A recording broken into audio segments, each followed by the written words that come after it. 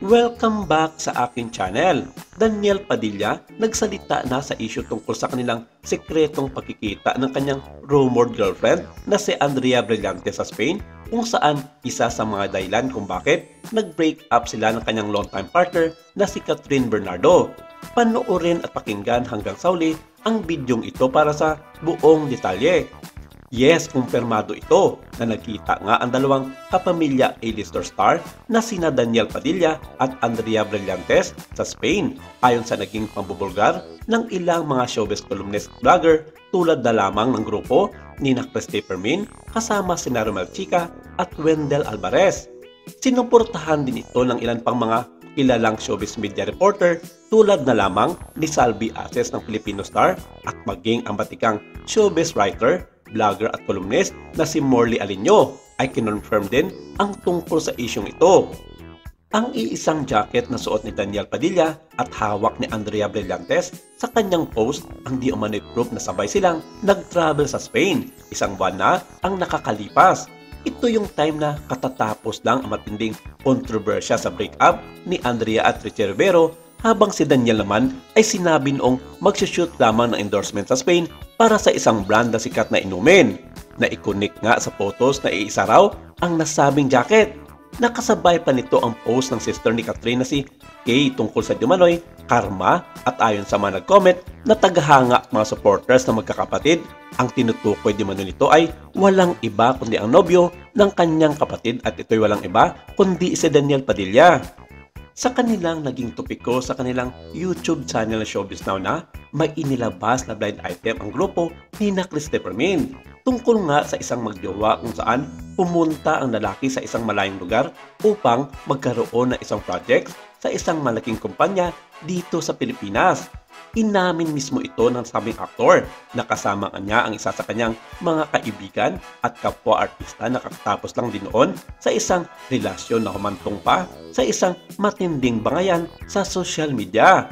Ayon daw sa source ni Christy Fermin, ipinagmayabang pa raw ng aktor na ito sa kanyang mga kaibigan na double purpose nga ang pagpunta niya sa nasabing lugar dahil kikitain niya ang isa sa kanyang mga co-actors sa ABS-CBN as a friend.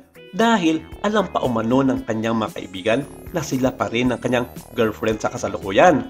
Kaya bilang ligtas sa pangungutya at issue sa mga kaibigan, sinabi lang naman ito sa kanila as a friend.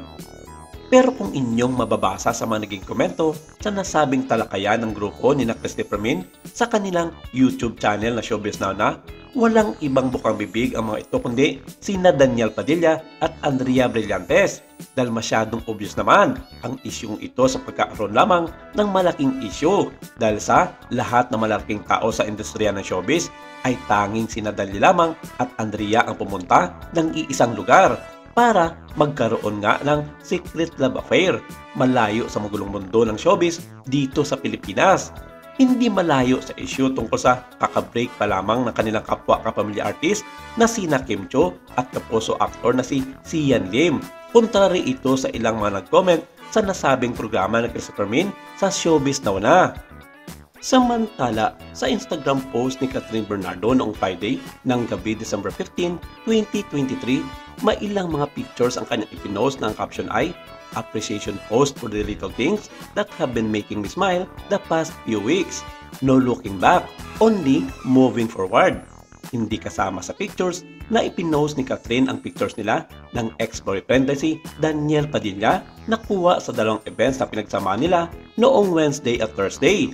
Tanong nga ng isang fan sa amin, ang sinasabi raw ba ni Catherine na no looking back ay sa naging relasyon nila ni Daniel Padilla na kahit marami ang nagdududang nagkaayos na sila ay paglilinaw ng yon na walang balikan na nangyari sa kanila ni Daniel. Pwedeng-pwede ring hindi dahil obvious naman na wala ng ibang magiging issue o pwedeng pag-usapan sa kanyang sarili kundi ang kanilang kontrobersyal na hiwalayan ng dating jowa na si Daniel Padilla. Alam naman ng lahat na hindi nag-post ang actress sa kanyang mga social media account ng ibang mga bagay na walang connection sa kanyang hanap buhay bilang artista at pagiging sa kanyang buhay kasama ang kanyang pamilya, lalong-lalo na sa kanyang buhay pag-ibig.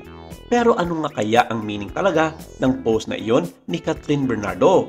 Malugod po naming malaman ang inyong mga reaksyon at komento tungkol sa isyong ito at huwag kalimutan mag-comment sa baba para malaman namin ang inyong mga sentimento tungkol nga sa matalinhagang post na iyon ni Catherine Bernardo. Maraming salamat. Ito lang muna ang ating update for today.